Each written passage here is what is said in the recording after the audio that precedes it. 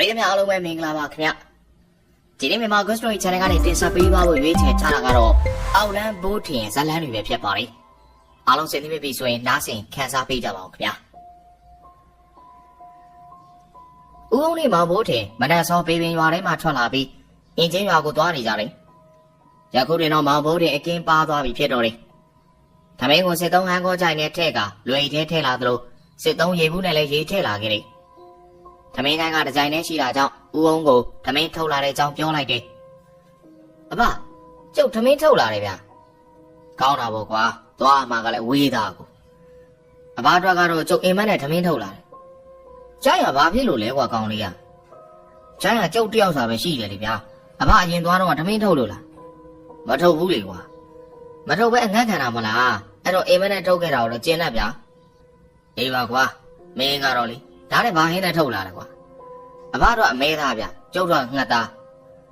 းမင်းကဟင်းမှာခွဲကြနေတာလားနောက်ဆိုစံတွေပါခွဲကြပြီးတော့ချက်ဦးမှလားမသိဘူးဟဲ့ဂျိုင်နဲ့ထဲလာတာကိုပြောတာပါဗျထမင်းစားရင်တူတူစားမှာပဲဟင်းနဲ့မျိုးပေါ့ပါရင်နော်အေးပါကောင်းလေးမင်းသဘောပါကဲတော့လျှောက်ကွာအဖကပြောတော့မယ်ကျုပ်ကရှေ့ကနေနောက်လှည့်စကားပြောနေတာပါဗျအဖကတော့လျှောက်ရမှာနော်မောင်ဘိုးတင်ကရှေ့ကနေသွားနေပြီးပြောလိုက်ခြင်းဖြစ်လေရဦးအောင်မြည်သည့်စကားမှမပြောပါပဲပြုံး၍သာလမ်းလျှောက်နေပါတော့တယ်ဦးအောင်နဲ့မောင်ဘိုးတင်တို့လမ်းလျှောက်လာလျာနေမိုးတဲ့အချိန်ကိုရောက်ရှိလာခဲ့တယ်အဲဒီကဦးအောင်ကလမ်းဘေးမှာရှိတဲ့ညောင်ပင်ကြီးတစ်ပင်အောက်ကိုဝင်နားလိုက်ပြီးကောင်းလေးထမင်းစားကြအောင်ကွာဘိုးတင်တန်ဖို့အဘသိပြီမလားဘာလဲကွာကောင်းလေးကမင်းစကားကလေဘိုးတင်နဲ့ခီးသွားရင်ထမင်းမငတ်ဘူးဆိုတော့သိစေချင်တာဟုတ်ပါပြီကွာမင်းကလည်းကိုရီသွေးလိုက်တာဆိုတော့အဖလည်းဗျာကျုပ်ကကိုရီသွေးစရာမလိုပါဘူးကိုရီကထပ်ပြီးသားမလို့ပါဗျာအေးပါမောင်ကိုရီထက်ရဲ့ကဲဘိုက်စားပြီကွာထမင်းစားဖို့ပြင်တော့မောင်ဘိုးတဲ့လွယ်ထဲမှာထမင်းကြိုင်းနဲ့အိမ်မက်နဲ့ထုတ်ထားတဲ့ထမင်းထုတ်ကိုထုတ်လိုက်ကဦးအောင်ကိုကြည့်လိုက်ပြီးအဖဘယ်နဲ့စားမှလဲကြိုင်းနဲ့လားအိမ်မက်နဲ့လားမင်းအတွက်ကြိုင်းနဲ့ထည့်လာတယ်ဆိုအေးဗျာကျွန်တော်ပဲနင်းနာခံပြီးတော့ကြိုင်းနဲ့စားလိုက်ပါမယ်မောင်ဘိုးတဲ့စကားကြောင့်ဦးဘိုးတင်ကမျက်လုံးပြူးသွားပြီမင်းကကြိုင်းနဲ့စားမှာကိုနင်းနာခံလာလားအဖကလည်းကျုပ်ကလက်သေးသေးလေးဗျဇုံးကလည်းပါတာမဟုတ်အဖလက်ကြီးနဲ့ကြိုင်နဲ့နှိုက်စားလို့ရလို့လားပြောပြီးကွာနည်းနည်းတော့ခက်မယ်ဟာအဲဒါကြောင့်အဖကိုဖတ်နေကြွေးတာအဖလက်ကြီးနဲ့စိတ်တက်စားသမ်းဗျကျုပ်သာကြိုင်နဲ့အဖကိုစားဖို့ပေးတယ်အဖကြိုင်နဲ့ကိုလက်နှိုက်ရတာအဆင်မပြေထမင်းစားလို့လည်းဝါသလိုမဝါသလိုကဲကိုသားလေးကငါဖတ်နေပဲစားပါမယ်ကွာထမင်းတို့ဖြေပါတော့အဖကိုထားတဲ့ကျုပ်စင်နာကိုနားလေစမ်းပါဗျာအေးပါကွာနားလေပါပြီဦးလေးဘိုးထင်ရဲ့ကဲထမင်းထဲ့လာတာနဲ့ဒီနားလေပါပြီကွာဟုတ်ပြီလားဦးအောင်ကပြုံးရည်ပြီးတော့မောင်ဘိုးထင်ကိုဦးလေးလိုရွေးခေါ်လိုက်လေတော့တယ်မောင်ဘိုးထင်ကထမင်းထုတ်ကိုဖြီးလိုက်ပြီးဦးအောင်ကိုကမ်းပေးလိုက်ကစစ်သုံးရေဘူးလေးမှရေပြားဖြင့်လက်ကိုလောင်းချပေးလိုက်သည်အဲနောက်သူလည်းလက်ဆေးပြီးတော့ဟန်ကောချိုင်းကိုဖွင့်ကအတွင်းမှာငှက်သားဟင်းကိုဦးအောင်ရဲ့ဖတ်ထဲမှာထည့်ထားတဲ့ထမင်းများပေါ်မှာတင်ပေးလိုက်လေတယ်အဲဒီကဦးအောင်ကမင်းလည်းမဲသားဟင်းယူလေကွာအဖရောက်ပြီးကကျုပ်အမဲသားကြိုက်တယ်ဆိုတော့အမဲသားမစားချင်တော့ဘူးဗျာအေးငါကအမဲသားကမဝယ်လို့မရဘူးလေကွာအင်းမသိပါတယ်စားပါသူတို့ထမင်းစားလို့ပြီးပြီဖြစ်တော့တယ်ဦးအောင်ကညောင်ပင်အောက်မှာလဲပြီးတော့နေတယ်မောင်ဘိုးထင်ကညောင်ပင်ပေါ်မှာတွေ့တက်နေတဲ့နွယ်ပင်များဟာပကတ်လိုဖြစ်နေတာကြောင့်အဲဒီပေါ်မှာတက်အိတ်နေနဲ့ညောင်ပင်အောက်မှာလဲနေတဲ့ဦးအောင်ကိုစကားလှမ်းပြောလိုက်လေတယ်အဖအဖေတက်ခဲ့ပါလားဗျစိတ်ပဲဒီမှာပကတ်စီးနေရတယ်လို့ပဲရပါပြီငါကောင်ရမတက်ပြရစီနဲ့တက်ကြီးလာတာမကောင်းဘူးလူကြီးတွေပြောကြတာအဘအကြည့်ပြီးမှပဲသတိထားမိတော့တယ်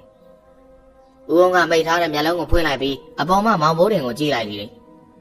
မောင်ဘိုးတင်ကလည်းသူ့အားငယ်ဆောင်ကြည့်နေစကားပြောနေခြင်းပဲအခုလည်းမောင်ဘိုးတင်ကဆက်ပြီးတော့စကားဆိုလာတယ်အဖဒါနဲ့ကျုပ်မသိလို့တခုမေးမယ်နော်မေးလေကွာအဖကျွန်တော်အောင်လန်းဖြစ်ပြီလားပညာတော့မသင်ရသေးပြီမဲ့ဖြစ်ပြီလို့ပဲပြောပါတော့မင်းကငါတပိတ်လေ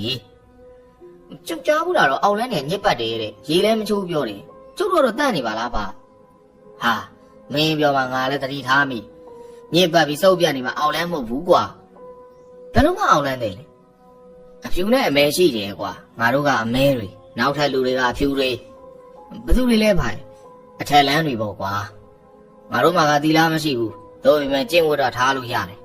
မင်းဘာသာကိုးကွယ်တဲ့ကောင်လေးဖះဦးစဉ်ကျုပ်ရွာအိမ်မရှိတယ်ဆိုတော့ဖះကိုးကွယ်တယ်ထင်တယ်ဗျမောင်ဘိုးတင်စကားပြောလို့ပြီးတဲ့အခါဦးအောင်ကငုတ်တုတ်ပြန်ထန်လိုက်ပြီး ဖះလန်းစင်နဲ့ပြောင်းပြန်ဆန့်ကျင်ပြီးလုံနေလို့အောက်လန်းလို့ခေါ်တာကောင်လေးဖះလန်းစင်ကဘာလဲပါငါလည်းမသိဘူးကွာအဲ့ဒါထားလိုက်တော့အဲ့ဒါတွေကဒုံးနဲ့လားမှမဆိုင်ဘူးတခုရှိတာကအောက်လန်းဆိုပေမဲ့အကုန်လုံးမကောင်းတဲ့သူမဟုတ်ဘူးကွာဝါသနာကြောင့်အောက်လန်းဖြစ်နေပေမဲ့အကျင့်ကောင်းတဲ့သူတွေရှိတယ်အဘလိုမျိုးလားဟာငါကဘာအကျင့်ကောင်းလို့လဲဟာအဘသာအကျင့်ကောင်းရင်ကျုပ်ခုလိုကောင်းနေကောင်းမစားပါဘူးဗျာဦးငါမောင်မိုးတင်ကိုလှမ်းကြည့်လိုက်လေအမေရိကန်ကိုသူ့ဟာကျေးဇူးတင်နေတဲ့မျက်နှာဖြင့်စကားပြောနေလေဟာသူ့စိတ်ထဲမှာတော်ပင်ကျဉ်းနေမိတယ်အဲဒီတော့ဦးအောင်ကကောင်လေးခဏမေးလိုက်ကွာပြီးရင်ကြီးဆက်ကြအောင်လို့ဟုတ်ကဲ့ပါမောင်မိုးတင်ကဦးဝင်းရဲ့စကားဆုံးတာနဲ့ပခတ်လိုဖြစ်နေတဲ့ຫນွေများပေါ်ကမျက်လုံးကိုမှိတ်ပြီးတော့မေးလိုက်လေမလိုက်မကမ်းမှာအော်ငှက်တန်လေးကလွမ်းမိုးဝဲထွက်ပေါ်လာလေမောင်မိုးတင်တက်ပြီးတော့အိတ်နေတဲ့ပခတ်ပုံစံຫນွေလေးများကတဖြည်းဖြည်းပခတ်လွဲသည်လားလှုပ်ရမ်းလာလေမောင်မိုးတင်လည်းအိတ်ပြောလို့သွားပြီးဖြစ်တော့တယ်ညောင်မင်းအောင်မှာထိုင်နေတဲ့ဦးကုန်းမှမောင်မိုးတင်အိတ်နေတဲ့ຫນွေများကိုလှုပ်ရမ်းပေးနေတဲ့သူ့အားပေချမြင်နေရလေစနွေးများလိမ့်ကြံထားပြီးတော့သပင်ဖားရချထားတယ်ဝင်းဝါနေတဲ့မျက်နှာမှာရှိတဲ့မျက်လုံးမဲမဲများမှလည်းမျက်ရည်တုလို့ထင်ရတဲ့အမိတ်အောင်ကြီးများကြနေပါလေတော့တယ်ဦးအောင်နဲ့မောင်မိုးတင်ခီးဆက်လာကြသည်မှာညနေအချိန်သို့ပင်ရောက်လာပြီဖြစ်တော့တယ်မကြသောအချိန်မှာတော့သစ်စိန်ရွာနဲ့အင်းကြီးရွာကိုသွားရတဲ့လမ်းခွဲလေးကိုရောက်လာတဲ့အခါဦးအောင်ကရှေ့မှာမောင်မိုးတင်ကိုကောင်းလေးမြင်းရွာဝင်အောင်ပါလားမောင်မိုးတင်ကခဏရပ်လိုက်တယ်အချိန်ဒီကညနေဆောင်နေဖြစ်တော့တယ်အဲနောက်ခေတ္တစဉ်းစားကဝင်လို့အချိန်ပြေတယ်ဆိုရင်တော့ခဏတော့ဝင်ကျင်သားပါရပါတယ်ကွာကဲသွားကြတာပေါ့လာဦးအောင်နဲ့မောင်မိုးတင်ရွာထဲဝင်လာလေတယ်ရွာထဲကိုရောက်တဲ့အခါတချို့သူများကမောင်မိုးတင်ကိုနှုတ်ဆက်ကြသလိုတချို့သူများကမတိကျိုးကျွံပြူသွားကြလေတယ်အဲဒီနောက်မောင်မိုးတင်ကဦးအောင်ကိုလှည့်ပြီးတော့စကားဆိုလိုက်ပြန်တယ်အဖကျွန်တော်ရက်ဆိုင်ခဏဝင်ကျင်တယ်ဗျာဟာကောင်းလေးငါအခုတော့ရက်မတော့ဘူးကွာအဖေတိုက်မှလည်းမဟုတ်ပါဘူးဗျာကျွန်တော်ငွေ30လောက်ပေးပါလားအေးရတယ်ရော့မောင်မိုးတင်တောင်းသောငွေရဦးအောင်ကမဆိုင်မတော့ထုတ်ပေးလိုက်တယ်ခဏမြလမ်းလျှောက်ပြီးချိန်မှာသစ်စိန်ရွာမှာရှိတဲ့ကိုစိုးကြီးကျန်းဆိုင်ကိုရောက်လာခဲ့လေတယ်ဆိုင်ထဲမှာရက်ချိန်ထည့်ပေးတဲ့ကိုစိုးကြီးဟာမောင်မိုးတင်ကိုမြင်တဲ့အခါမှာတော့ဘိုးတင်ရွာလေးလာတာလားဟာဒီမှာအိမ်ပဲဆိုငါးစီမှာတပိလာစားကွာအလေးလာတာမဟုတ်ဘူးဗျာလမ်းကြုံလို့ဝင်လာတာကျုပ်ကဒပလင်းပေးစက်မောင်ရော့မှငွေဟောအေးမင်းကအရက်တောက်တက်နေရလားမဟုတ်ပါဘူးဗျာကျုပ်အင်္ဂါပြန်မလို့အဖေအတွက်ဝဲတာပါအဲ့လိုဆိုတော့ငါညသွားဖို့ကြမလို့တော့ဘူးပေါ့ကွာမင်းဖေကငါ့ကိုငွေပေးထားတာညနေတိုင်းတစ်လုံးအမြဲတမ်းသွားပို့ပေးရတယ်ဟဲ့အေးဗျာကျုပ်သွားမယ်ဦးဆိုကြီးအင်ညွှန်းရအောင်လဲသွားအောင်ပါဘိုးဗျာအေးကဲသွားငါဘိုးတင်ကရပလင်းကိုယူကဆိုင်ထဲမှာထွက်လာပြီးဆိုင်ဝါမှာစောင့်နေတဲ့ဦးအောင်ကိုခေါ်ကသူ၏အိမ်ကိုချစ်ဦးလှည့်လိုက်ပါတော့တယ်မဘိုးတင်နဲ့ဦးအောင်တို့နှစ်ယောက်မဘိုးတင်နေကိုရောက်လာပြီးဖြစ်တော့တယ်အိမ်ရှိကိုပြတ်မှာတော့မဘိုးတင်ရဲ့ဖခင်ဦးကောင်းအရက်တပလင်းနဲ့အရက်ကိုစိန်ခံတောင်းနေတာကိုမျက်နာကလည်းပွာရောင်းနေပြီဖြစ်တော့တယ်ဦးကောင်းကအိမ်ထဲကိုဝင်လာတဲ့မောင်ဘိုးတင်ကိုတွေ့လိုက်ရတဲ့အခါဟာဂျိုးကောင်းလေးမင်းပါလာလို့တာလေအလုံးမလုံးချင်လို့ပြန်ပြေးလာဟလားအဲ့လိုလုံးရင်မင်းငါเจ้าသိတယ်နော်ဟုတ်ပါဘူးဗျာကျုပ်လမ်းကြုံလို့ဝင်လာပါဒီမှာကျုပ်အလုပ်ရှင်ဦးအောင်နဲ့အတူတူလာတာပါဟုတ်လားလာထိုင်ပါဗျာထိုင်ပါဦးကောင်းကမောင်မိုးတင်ရဲ့အလုပ်ရှင်ကိုပြောစကားကြောင့်သူနဲ့မလိုက်မကန့်နေရက်နေတော့ဦးအောင်ကိုလောကပြုတ်လိုက်လေတယ်ဦးကကိုပြက်လေးပါထိုင်လိုက်တယ်မောင်မိုးတင်ကလည်းဝင်လာတဲ့ရပလင်းကိုဦးကောင်းရှိပါချလိုက်ပြီးကျုပ်ရက်ဝယ်လာတယ်ဂျိုးကောင်လေးကအလိုက်သီးတာပဲဟောကောင်းတယ်ကွာကောင်းတယ်မောင်မိုးတင်ဘာပြန်မပြောပြီထို့တော့ဦးအောင်ကအရက်ရီဝေမှုနေတော့ဦးကောင်းကိုကြည့်ကမင်းဘာလုပ်လဲအခုတော့ဘာမှမလုပ်ဘူးအမဲလေးဝက်လေးဖော်ရင်တော့အမဲကူဖြတ်တယ်ဝက်ဖော်ကူတယ်ပေါ့ဗျာဒါနဲ့မင်းရဲ့သားကိုဘာလို့ဂျိုးကောင်လေးလို့ခေါ်တာလဲကွာကျုံမင်းမသိရတာသူ့ကြောင့်ဗျာဦးအောင်ကပြုံးလိုက်တယ်အဲဒီနောက်ဦးကောင်းကိုစိတ်ကြည့်ကမင်းဆုံးရှုံးရတာကမင်းမိမကွာမင်းသားဘိုးတင်ဆုံးရှုံးရတာသူ့မေအပြစ်တင်ရမှာကမင်းကိုသူကတော့အပြစ်တင်အောင်ပါဘာဆိုင်လဲဗျာကျုပ်ချစ်ရတဲ့မိမဆုံးတာလေကျုပ်ဒီလိုရသမားလုံးဘဝရောက်တာအဲဒီကောင်ကျုပ်ကောင်ကြောင့်လူပြင်းစကားတွေလာပြောနေပါလားမိမဆိုတာမရှိတော့ရင်နောက်တစ်ယောက်ယူမိမပဲလေကွာဘိုးတင်ဆုံးပါသွားတယ်သူ့အမေကမင်းပြန်ရှာပြီးတော့အစားထိုးပေးတယ်ရလားရှားရင်တော့မေလုံးမခေါ်တော့ဘူးမိထွေးလိုပဲခေါ်တယ်ကွာဦးအောင်ရဲ့စကားများကိုဦးကောင်းကမိလိုသောခုံးတုံးပြန်မှုမှမလုပ်ပေ အဲဒီကဦးအောင်ကဆက်ပြီးတော့စကားကိုဆိုလိုက်တယ်ဟေးကောင်ငါပြောရအောင်မေမိမသေးလုံးနောက်ထပ်ထက်ယူရင်မိမရတယ်လို့ပဲခေါ်တယ်ကွာအလွန်ဆုံးနောင်မိမမေသာဘိုးတင်မေသေးလို့မင်းကနောက်ထပ်မိမထက်ယူရင်နောက်မေလို့ဘယ်သူမှမခေါ်ကြဘူးကွာအစာထိုးလို့မရတဲ့စုံစုံမို့ကြုံခဲ့ရတဲ့ငါကောင်လေးဘိုးတင်ရမင်းတို့ကိုအပြစ်မတင်ရပဲနောက်ထပ်အစာထိုးလို့ရတဲ့မိမအခက်မသိလို့သေတာကိုမင်းကငါကောင်လေးကိုကြိုကောင်လေးတယ်တော်တော်တရားကြဖို့ကောင်းတယ်ကောင်းတယ်ကွာဦးအောင်ကြီးစကားကိုဦးကောင်းကမြည်တော့မှပြန်မပြောနိုင်ပြီအဲဒီကမှဦးအောင်ကမောင်ဘိုးတင်ကိုသွားရအောင်ဆိုတဲ့သဘောနဲ့မျက်စာပြစ်ပြလိုက်ပြီးဦးကောင်းနဲ့သူအိမ်ကိုခြံခဲ့ကအင်ဂျင်ရွာကိုခရီးဆက်လိုက်တော့တယ်ဦးကောင်းဒီကအရာပလင်းကိုကင်ပြီးတော့အိမ်ဝိုင်းထဲမှာထွက်ခွာသွားတော့မောင်ဘိုးတင်ကိုငေးကြည့်နေပါတော့တယ်ဦးအောင်နဲ့မောင်ဘိုးတင်တစ်စိမ်ရွာမှထွက်လာလေရမိုးပင်တော်လေးချုံနေပြီဖြစ်တော့တယ်ဦးအောင်ကမြည်သည့်စကားမှမပြောပဲငိန်ကြသားကောင်းနေတဲ့မောင်ဘိုးတင်ကိုစကားဆပြီးဆိုလိုက်တယ်ကောင်းလေးငိန်လာကြည်လားကွာအဘခုနကကျုပ်ဖေကိုပြောရတဲ့စကားတွေကြားပြီးတော့အမေကိုအမှတ်ရလို့ပါဗျာအေးကွာငါနားလဲပါတယ်ဒါပေမဲ့မင်းဖေကလွန်တယ်ကွာကျုပ်လည်းသိပါတယ်ဗျာဒါပေမဲ့အမေကိုတော့ချစ်တာပဲဆိုတဲ့အတွေးနဲ့ကျုပ်သူပြောတာလောက်တာတွေဘာမှပြန်မပြောပဲကျေနပ်နေတာပါဗျာဟောမင်းမေကိုမင်းတော်တော်ချစ်သားကိုချစ်တာပေါ့ဗျာနေကညောင်မရောက်အိတ်တုံးကတော့ကျုပ်အိမ်မက်မှတ်သေးတယ်ဘလို့မှတ်တာလဲကွာပြောစမ်းပါဦးကျုပ်အိမ်မက်ထဲမှာကျုပ်ကကလေးဗျပကထဲမှာအိတ်နေတာအမေကကျုပ်အိတ်နေတဲ့ဘက်ကောက်ကိုပြုံးကြည့်ပြီးလွှဲပေးနေတာကျုပ်ကကလေးသားဖြစ်နေတာပြောနေတာဗျမောင်ဘိုးတွေကပြောရွှေပြီးတော့စကားပြောနေရဦးအောင်ဒီလည်းပြောပြီးတော့နားထောင်ရင်းကောင်းလေးမင်းပိုင်းစားပြီလားမစားသေးပါဘူးပါငါတို့အင်ဂျင်ယာကဖုတ်ဝင်နေတယ်ကိုဖုတ်ထုတ်ဖို့တရေတကောင်လိုတယ်ကွာဓမ္မသွားရှာမှာလေပါတရေဆိုပြီးမှကမစိတ်ကြီးတဲ့ကောင်ကိုလိုချင်တာအဲ့ဒါဆိုကျုပ်တို့ရွာသိန်းတိုင်းမှာရှိတော့တယ်ဗျအေးဒါဆိုသွားကြတာပေါ့ကွာဦးအောင်နဲ့မောင်ဘိုးတွေလည်းတစ်စိမ်ရွာရဲ့သိန်းတိုင်းကိုထွက်ခွာသွားကြလေတော့တယ်မောင်ဘိုးတွေကသူအမြဲထိုင်နေကြအုပ်ကိုမှထိုင်လိုက်လေတဲ့အမောင်တို့ကြီးစိုးတဲ့ဒေတာများဖြစ်တာကြောင့်လာရောင်ကအင်မတန်ထွန်းလင်းနေတဲ့အကြောင်းအေးမြသောလာရဲ့ရောင်တဲ့သူလေနူအေးလေးများလိုက်တိုက်ခတ်နေတာကြောင့်တိတ်ဆိတ်နေတဲ့တင်းချိုင်းဟာဦးအောင်နဲ့မောင်ဘိုးတွေဖို့နေလို့ပင်ကောင်းတယ်လို့ထင်နေလေတယ်အေးပြီးနေလို့ကောင်းလိုက်တာဗျာ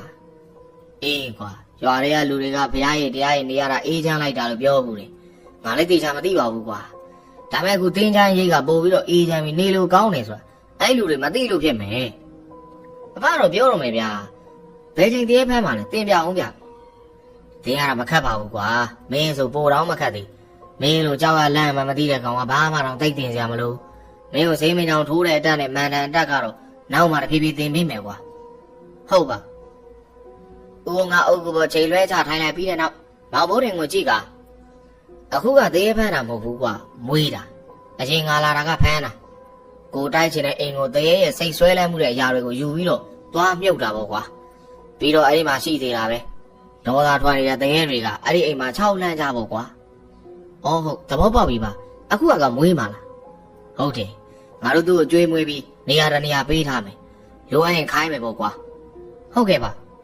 ကဲလူလေးတရေရွေးပွဲလေးစားလိုက်ရအောင်နေအောင်ဖိုင်သူများတွေပြောတယ်တင်းတိုင်းတော့မဖဲဝါဆိုတာကြီးနဲ့ဟောတွေ့အောင်မလားတင်းတိုင်းတွေဒီလောက်များတာကွာမဖဲဝါပဲတင်းတိုင်းနေလဲတော့မသိဘူးခေါ်ရင်တော့လာမှာပေါ့ဟုတ်လားဗျလာရင်လည်းသူ့ပဲဖမ်းသွားမလားလို့ကျုပ်ကတွေးနေတာမောင်ဘိုးတင်ရဲ့စကားကြောင့်ဦးအောင်မျက်လုံးပြူကမောင်ဘိုးတင်ကိုကြည့်လိုက်လေမောင်ဘိုးတင်ကအုပ်ကိုခြေထောက်အောက်ကိုလွှဲချထိုင်နေခဲ့တယ်အဲဒီနောက်ဦးအောင်ကမောင်ဘိုးတင်ကိုကောင်းလေးတရေတစ်စီတွေမွေးတော့မယ်ဆိုရင်ဂရိတီရတယ်အဲဒီကောင်တွေကလူလုံးမဟုတ်ဘူးကျွေးမယ်သူကျွေးရတယ်နေပါအောင်နောက်နေမှလို့ပြောမရဘူးအဲတော့ဂရိမပေးခင်တေချာစဉ်းစားဖြစ်နိုင်မဖြစ်နိုင်ပေါ့ဟုတ်ပါပြီးတော့တရေမွေးတယ်ဆိုတာကမစိတ်ကြီးအားကောင်းတဲ့ကောင်လေးရွေးမွေးရမယ်အဖပြောတဲ့ကမစိတ်ကြီးဆိုတာဘာလဲဗျတကူစွမ်းအားပေါ့ကွာငါတို့ကအားကြီးတဲ့တရေကိုမွေးနိုင်လေငါတို့လုပ်ငန်းဆောင်တာတွေပို့ပြီးအောင်မြင်လေပဲကွာအဖပြောမှာပဲတရေတွေကိုလက်ဝဲပွဲလုပ်ပြီးရွေးခံရမလို့ပဲလုပ်ရမှာလေကွာအဲ့လိုပဲရွေးရမှာဗျာဦးအောင်ရဲ့စကားကြောင့်မောင်ဘိုးတင်ကြောင်အန်းဖြစ်သွားရတယ်မောင်ဘိုးတင်ဖြစ်ပြသွားတာကိုသဘောကျနေတဲ့ဦးအောင်ကဆက်ပြီးတော့စကားဆိုလိုက်တယ်ဒီလိုကောင်လေးရဒီမှာရှိတဲ့တရေတစ်ပတ်တစ်စီပိတ်တာမြေဖုတ်အတူတကယ်ဆိုပြီးတော့အများသားရှိလိမ့်မယ် ငါတို့ကအဲ့ဒီတဲကဘယ်မျိုးစားကိုမွေးရမလဲရင်တွေးရမယ်တဲကိုအများဆုံးမွေးပါလေနိုင်နိုင်နေမို့ကွာဟုတ်ပါအဲ့ဒီတော့ဒီဝင်းကြီးကတရေတွေကိုငါတို့တတ်နိုင်တာနဲ့ကမ်းလိုက်ရမယ်ဘယ်နဲ့ရဲ့အမဲသားဘယ်လောက်ကျွေးမယ်ဘာညာပေါ့ကွာဟုတ်ကဲ့ပါအဲ့ဒီချိန်နှစ်ကောင်လိုက်လာမယ်10ကောင်လိုက်လာမယ်ကွာအဲ့ဒီကောင်တွေချင်းချင်းလုံးခိုင်းပြီးတော့နောက်ဆုံးဘိုးရတဲ့ကောင်ခေါ်မှာအဖတရေရွေးတာကြုတ်တောင်သဘောကျလိုက်ဟိုဒိုင်းလေးပါတွေရောလူသေးလားဗျလိုတာပေါ့ကွာအခုမင်းနဲ့ငါဒိုင်းပဲပေါ့ကွာဟာကောင်းလိုက်တာဗျာကြောင်ယုံမှုကင်းမဲ့ဆိုအားပါးတဲ့စကားပြောနေတဲ့တပည့်အဖြစ်သူမောင်ဘိုးတွေကိုကြည့်လိုက်ပြီးဦးအောင်လည်းသဘောကျနေပြီလေတပည့်ရွေးတာမှန်ကန်ဒီဟိုလည်းတွေးနေမိပါလေတော့လေအုတ်ခုံမမမောင်ဘိုးတွေနဲ့ဦးအောင်ကထိုင်နေခဲ့တယ်လာရောင်လင်းနေတဲ့အုတ်ကူရှိမြေကွက်လက်ကိုအာယုံဆိုင်နေတယ်အဲဒီတော့ဦးအောင်ကမန္တတစ်ခုကိုရွတ်လိုက်ပြီးတဲ့နောက်ကဲဒီသင်းတိုင်းမှာရှိတဲ့တရေပေါင်းတို့ကျုပ်အောင်လန်းဆရာဦးအောင်ဖိတ်ခေါ်ပါတယ်တင်တို့တဲကတအုပ်ကိုငါနဲ့ငါတပည့်ဘိုးတွေမွေးကျင်ပါတယ်ငါတို့ခိုင်းတဲ့လုပ်ငန်းချုပ်ကိုလုပ်ပေးရပါမယ်အဖိုးခအနေနဲ့10ရက်ကိုတစ်ကြိမ်အမဲသာ2ပိတ်သာကျွေးပါမယ်ငါတို့ပြောတာလက်ခံရင်ငါတို့ရှိကိုလာခဲ့ကြဦးအောင်ရဲ့စကားဆုံးတာနဲ့လာဟာတိမ်တိုင်းချိုးတဲ့ကိုဝင်သွားပြီးတော့မှောင်မဲသွားလေတယ်အဲ့နောက်တိမ်တိုင်းများကင်းစင်သွားချိန်လာရောင်ရဲ့အလင်းအောင်ပြန်ပေါ်လာလေတယ်ပြန်ပေါ်လာတဲ့လာရောင်အောက်မှာတော့ပုံသဏ္ဍာန်စုံလာတဲ့တရေ4ကောင်ရောက်နေလေအဲ့ဒီတရေများကိုဦးအောင်ကသေချာကြည့်လိုက်ပြီးမောင်ဘိုးတွေဘက်ကိုလှည့်လိုက်ကကောင်းလေးငါတရေတွေနာမည်မေးမယ်မင်းမှတ်ထားအောင်ဟိုအစုံကတရေနာမည်ငါနဲ့အပါရအေးမင်းကသိတာလားသိတယ်လေအဲ့တရေကျုပ်စီကအမဲသားတောင်းစားတာတခုတတိထားကောင်းလေးရဲ့တရေတွေတစီနဲ့စကားပြောရင်ငါလို့ပဲပြောကျုပ်တို့ကျွန်တော်တို့နဲ့မပြောနဲ့ကြားလားငါတို့ကသူတို့ကိုအပေါ်ကဆက်ဆံတယ်သူတို့ကစင်တွေကိုထိန်းရတယ်လို့ပဲကွာတတိတော်ထားမယ်ကြားလားဟုတ်ကဲ့ပါဦးကုန်းကမောင်ဘိုးတွေကိုတိုးတိုးပြောပြီးတဲ့နောက်အခုငါတို့ရှေ့ရောက်လာတာဘယ်သူတွေလဲနာမည်ပြောကြစမ်းဟိုကောင်ဦးကုန်းကအစုံဆုံးမှတရေကောင်ကနေစပြီးတရေကောင်ချင်းကိုလမ်းကျိုးထိုးပြီးမေးလိုက်တယ်ဟိုကောင်နာမည်ငနက်ဟိုကောင်မင်းနာမည်စံဖမင်းရောငါတို့ဟိုကောင်ရောစိတ်တာအေးကောင်းပြီနေတော့နမန်းလုံးရမယ်နိုင်တဲ့ကောင်ချင်းချင်းထက်ချရမယ်ကြားလားဦးအောင်ကတရေများကိုသေချာကြည့်ပြီးတဲ့နောက်မောင်ဘိုးတင်ဘက်ကိုလှည့်ကကောင်းလေးဘယ်ကောင်နဲ့ဘယ်ကောင်ချခိုင်းရမလဲကျုပ်ကတော့ငနက်ကိုတန်းခေါ်ကျင်တာဗျာရမလားကွာဘိုးအားကြီးတဲ့ကောင်ခေါ်ရမှာဒါစီးကြမ်းမယ်မင်းတိုင်းဖြစ်ပြီးတော့မညစ်နိုင်တော့ကောင်လေးကျုပ်ကပြောကြည့်တာပါဗျာကဲအားဆိုကျုပ်ရွေးလိုက်မယ်မောင်ဘိုးတင်ကတရေ4ကောင်ကိုသေချာကြည့်ပြီးတော့ဦးအောင်ကိုစကားဆိုလိုက်တယ်အဖစံမနဲ့စိတ်ဓာတ်အကောင်ကြီးတယ်သူတို့ချခိုင်းဗျာအဲ့တော့ငနက်နဲ့ငတော့ကအကောင်ကွာတယ်ကွာငနက်ကြီးကစံမနီးပါပဲအဖရဲ့ထားလိုက်စမ်းပါကျုပ်ပြောသလိုလုပ်ပါဗျာကောင်းလေးမင်းဘောင်ထဲကညစ်နေပြီငါသိတယ်နော်နေစမ်းပါဗျာတိုင်နေပါဆိုခက်တီနေပါဗျာအဖလည်းခက်တယ်ဗျာမျက်နှာဘိုးကမသိဘူး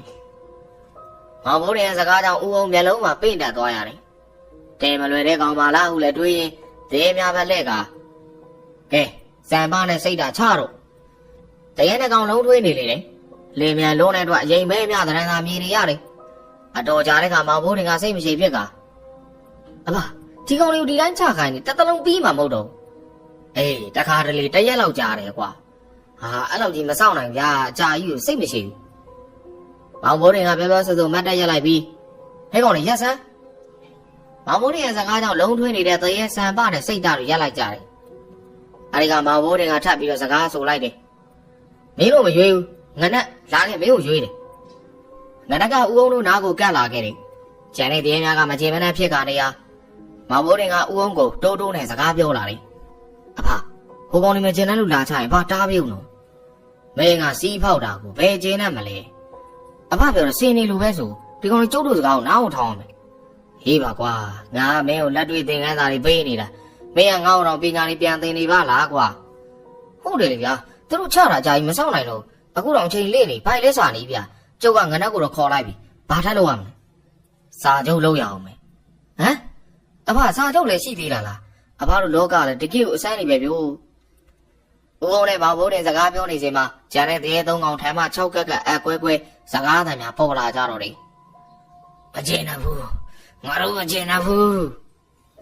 အဲဒီကမောင်ဘိုးတွေကဦးအောင်နာကိုကတ်သွားပြီးအဖဟိုကောင်နဲ့မကျင်တော့ဘူးလေဗျဘယ်လိုလုပ်မလဲ မင်းကဘယ်လိုလုပ်ချင်ကျုပ်ကတော့သူတို့အမဲသား90သားစီလောက်ကျွေးမယ်လို့ညှိကျင်နေဗျာမတရားလည်းဒါမလုပ်ချင်ဘူးတပိတ်တာတော့မဟုတ်ပါလားမင်းကသဘောစကားကြီးအဖလည်းဗျာအဖငွေကုန်တတ်တောင်ပြောပြီးတော့အောက်လိုက်တာဗျာ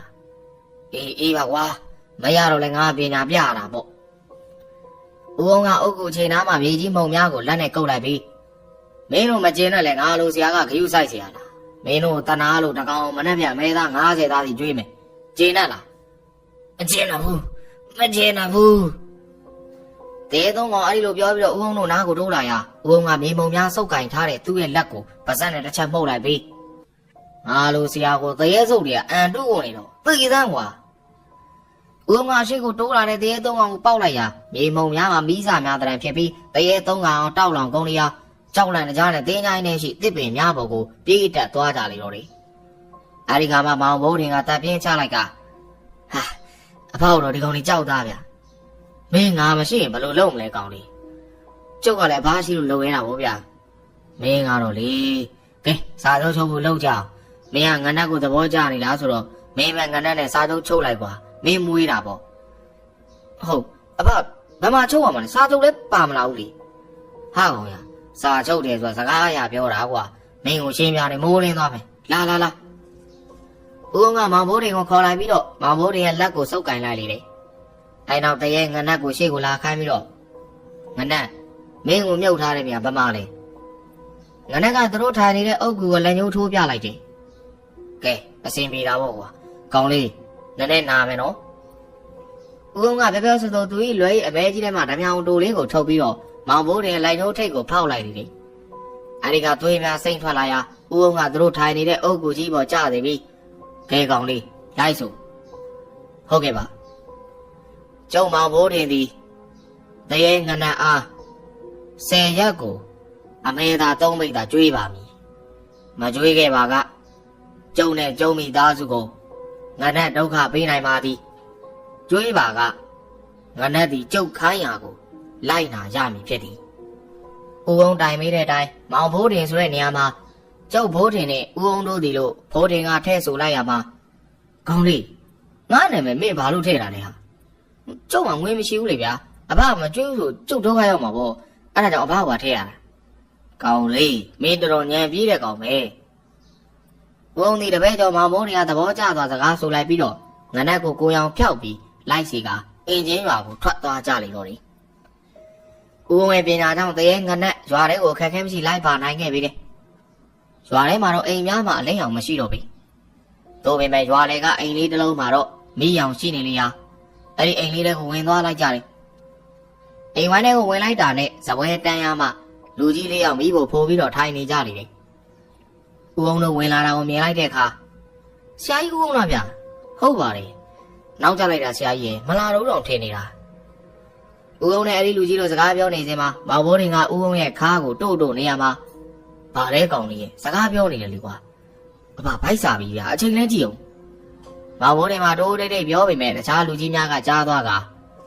ဟုတ်တာဗောဆရာကြီးတို့ဝေးရလာတာဗိုက်စာနေမှာဗောဟေးသွားကြစမ်းတယောက်တော့တမင်းမြင်စမ်းပါဦးဟာထိုင်နေတော့လူကြီးများထဲမှာတက်ပုံမြန်ရှိတဲ့လူကြီးဟာ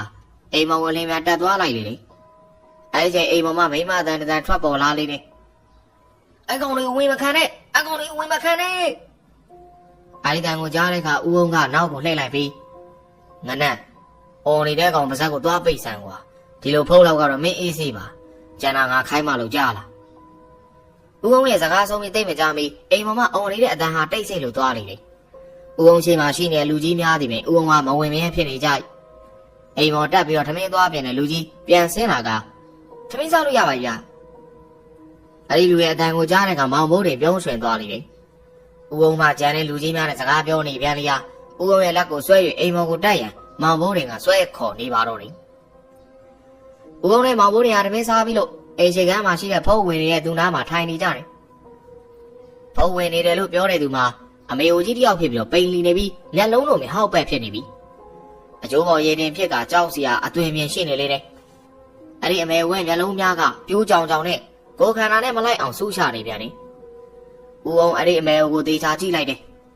ဖုံးဝင်တာကသေချာနေပြီဖြစ်တယ်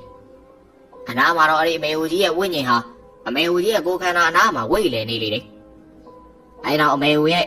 သားများနဲ့ချွေးမများကိုစကားဆိုလိုက်တယ်ဖုတ်ကတော့အကြီးစားဝင်နေတာပဲအနုနီးနဲ့တော့ထုတ်မရဘူးကျုပ်တို့လည်းအထက်လန်းဆရာတွေကိုပြင်ပါတယ်ဗျာသူတို့လည်းသူတို့နီးလန်းနဲ့ထုတ်ပေးမယ်အစ်မပြေဘူးအားကြောင့်ဆရာကြီးကိုပြင်လိုက်တာပါကျုပ်ဖုတ်ထုတ်ပေးတာတော့ဟုတ်ပါပြီဖုတ်ထွက်သွားရင်တော့1ရက်လောက်ပဲအသက်ရှင်နိုင်မယ်နော်အခုပုံနဲ့1ရက်လားဆရာမဟုတ်ဘူးဗျခင်ဗျားတို့အမေအနေနဲ့ပါပယ်တတ်နိုင်ပါလေဆရာကြီးအခုလိုကြီးဖြစ်နေတဲ့ဆိုင်ဘဝကူးရတာမှတော်ပါသေးတယ်ကျုပ်ခင်ဗျားတို့အမေကိုလက်နဲ့မထိပါဘူးတော်တာကျုပ်ရိုက်ဖို့လို့ဆုံးနေလို့လည်းပြောမခံနိုင်ဘူးဟုတ်ကဲ့ပါဗျာနားလေပါလေဆရာကြီးဦးအောင်ကအမေအိုကြီးရဲ့သားများမှာဖုတ်ထုတ်ဖို့ခွင့်ပြုလိုက်တဲ့အခါဦးအောင်ကမောင်ဘိုးတင်ကိုခေါ်ကာအိမ်အောက်ကိုဆေးရန်ဟန်မြင်လိုက်ပြီးအမေကြီးရဲ့သားများကိုကျုပ်တို့ပြင်နေတာရှိတာပြင်ဆင်လိုက်အောင်မယ်ခင်ဗျားတို့အိမ်မော်ကပဲစောင့်နေပါဟုတ်ကဲ့ပါဆရာကြီးဦးအောင်ကမောင်ဘိုးတင်ကိုခေါ်ကာအိမ်အောက်ကိုဆင်းလာပြီးတော့အိမ်ဝိုင်းထဲဝင်လာစဉ်ကတွေ့ရတဲ့မိဘနားမှာရှိတဲ့တန်းရမှာထိုင်လိုက်ကဦးအောင်မှစကားဆိုလိုက်နေတယ်ကောင်းလေးဖုတ်ထုတ်တယ်ဆိုတာအစီရင်နဲ့ထုတ်လို့ရတယ်အခုလိုအစီရင်မနိုင်တဲ့ဖုတ်ဆိုသူ့ကိုနိုင်တဲ့ကောင်ချခိုင်းပြီးထုတ်ရတယ်ငါတို့ကသူတို့ရှိမှငနက်ကိုချခိုင်းလို့အစမပြေဘူးလေအဲ့တော့ဦးအောင်ကပြောလက်စစကားကိုခဏရက်လိုက်ပြီးငနက်လာစမ်းခိုင်းစရာရှိတယ်ငနက်ကြောက်လာနဲ့ဖုတ်ဝင်နေတဲ့အမေဦးမဦးအောင်တို့ကိုယုံရင်ကြမ်းတမ်းစွာဆဲဆုံနေပါတော့တယ်အဲ့ဒီနောက်ဦးအောင်ကငနက်ကိုငနက်လူကန်လာတဲ့ဝင်နေတဲ့ကောင်မင်းနိုင်လားနိုင်ပါတယ်နိုင်အဲ့ဒီကောင်မင်းမောင်းထုတ်လိုက်တော့ကွာကြားလားဦးအောင်ကအဲ့ဒီလိုပြောလိုက်တာနဲ့ငန်းနဲ့လည်းအိမ်မော်ကိုပြန်တက်သွားလိမ့်တယ်ငန်းနဲ့ပြန်တက်သွားတာနဲ့ဦးအောင်ကိုဆဲဆိုနေတဲ့ဖုတ်ဝင်နေအမေကြီးအတန်နဲ့တိတ်ဆိတ်သွားတယ်အဲ့တော့ဦးအောင်နဲ့မောင်ဘိုးတဲ့အိမ်မော်ကိုပြန်တက်လာကအဲ့ဒီမေကြီးနားမှာထိုင်လိုက်လေတယ်အမေကြီးမှာမျက်လုံးများပြူးကျဲနေပြီခဏကြာတဲ့ခါငန်းနဲ့ဟာအမေကိတ်တဲ့တကူကလေဘင်းမှာကင်ပြီးတော့အမေကြီးကကိုယ်ထဲမှာဆွဲပြီးတော့ထုတ်လာကအိမ်ပြင်သို့ထွက်ခွာသွားပါလေတော့တယ်ငန်းနဲ့တို့ထွက်ခွာသွားတဲ့အမေဝဲဝိညာဉ်ဟာသူမရဲ့ကိုမဆွဲယူလိုက်သည်လားဝင်ရောက်သွားကအမေကြီးထိုင်မှာထောင်းဆိုးတဲ့စတင်ထွက်ပေါ်လာလေတော့တယ်ဒါတင်ခိုင်းအမေကျုပ်တို့နားမှာရှိပါတယ်အမေကြီးရဲ့လက်အားသူ့ဤသားများကင်လိုက်ချိန်မှာတော့အမေအသားတွေနားလိုက်တာသေပါပြီသားရဲ့အမေဝဲပြောစကားကိုကြားတဲ့ခါမှာတော့အမေဝဲသားများဟာဦးအောင်ကိုကိုကြီးတောင်းဟန်နဲ့ကြည်လာရဦးအောင်ကအကြီးဆုံးဖြစ်ရန်တူတဲ့သားနာကိုသွားပြီးအတန်တိုးတိုးနဲ့ကျုပ်ပြောထားတယ်လို့ပဲဗျာအခုကခင်ဗျားတို့အမေပါသူ့အသားတွေနားတယ်ဆိုတာလူမို့လို့ဇုံကန်ဒီလူတွေရဲ့ထွက်တက်ကနားကျင်တယ်ခင်ဗျားတို့သူ့ရဲ့အသားတွေကိုသွားမထိပါနဲ့အစားတောက်တွေမကြွေးပါနဲ့ကျန်တာတော့ကျုပ်လည်းမပြောတတ်ဘူးတရားနာခိုင်းပါလားဆရာကြီးကျုပ်တို့အိတ်ချင်ပြီဗျာဒီမဟုတ်တဲ့တခြားရင်ကိုစီစဉ်ပေးနိုင်မလားစီစဉ်ထားပါဆရာကြီးအဖိုးကလည်းဘယ်လောက်ကြောက်ရမလဲခင်ဗျာ20လောက်တော့ပေးပေါ့ဗျာကျေးဇူးတင်ပါတယ်ဆရာကြီးအဲ့တော့လူကြီးတယောက်ကအခုအိမ်နဲ့တိန်ကျော်မှအိမ်တစ်လုံးကိုပို့ဆောင်ပေးလိုက်ကြော်တယ်အိမ်ပေါ်မှာတော့ခေါင်းအောင်ဆောင်များအသင်ပြင်ပေးထားလျာဦးအောင်နဲ့မောင်ဘိုးတွေဝင်အိတ်လိုက်ကြတယ်မောင်ဘိုးတွေမှာဦးအောင်ကိုစကားဆိုလာခဲ့တယ်အဖအမေကြီးကတနာစရာပဲနော်အခုမှသူ့ခန္ဓာကိုယ်လည်းပြန်ဝင်ရတာလေကွာဒါမဲ့သူ့ရဲ့ကိုယ်ခန္ဓာကအသက်ဆက်ဖို့အတွက်အားမရှိတော့ပါဘူးဟုတ်ပါဗျာသူ့ကြည့်ရလဲပိန်လီးနေပဲဘယ်လိုများအသက်ရှင်နေလဲအံ့ဩစရာဦးအောင်ကမိသည့်စကားမှပြန်မပြောဘဲမျက်လုံးကိုမိတ်ထားလိုက်လေစင်စစ်အမေကြီးဒီတေဆုံးနေပြီဖြစ်လေတယ်တို့ပေမဲ့သူဤသားများဆွဲလန်းစိတ်ကြောင့်မကြွမလွတ်ပဲဖုတ်ဝင်နေတဲ့သူမရဲ့ကိုယ်ခန္ဓာနားတွင်ဝေးလေနေလျာသားများတွေစကားပြောနိုင်ဖို့အတွက်ဦးအောင်တရက်မျှကိုယ်ခန္ဓာထဲမှာနေခွင့်ပေးထားခြင်းဖြစ်တော်တယ်အဲဒီနောက်လမ်းမှာတွေ့ခဲ့တဲ့ညောင်မင်းကြီးမှတစီเจ้าကိုတွေးနေမိတော့တယ်ဦးအောင်လည်းတော်တော်နဲ့အိတ်မပြောဘူးမောင်ဘိုးထင်ဒီကပေမန်းနေလို့ထင်ခဏနဲ့အိတ်ပြောသွားလိမ့်မယ်သူအိတ်ပြောနေတဲ့မှာရောင်ရမ်းပြီးတော့စကားပြောလာခဲ့တယ်အမေကျွန်တော်ရေးပြလိဗျာဦးအောင်တခုတရိရသွားမိတယ်မောင်ဘိုးတွေအိတ်နေတဲ့ညောင်မင်းမလွယ်များကိုလွှဲပေးနေတဲ့တစီရဲ့တရံကလည်းမိနေတဲ့ပုံစံဖြစ်နေတာဦးအောင်တွေးရင်ပါဇက်မှာရောင်ရမ်းပြောမိသွားလိမ့်မယ်ကောင်းလေးအမေများလားဦးအောင်ကဒီလိုမျိုးအတွေးပေါင်းများစွာဖြစ်လာပြီးအတန်ကြာတဲ့အခါတဖြည်းဖြည်းအိတ်ပျော်လို့သွားပါလိမ့်တော့တယ်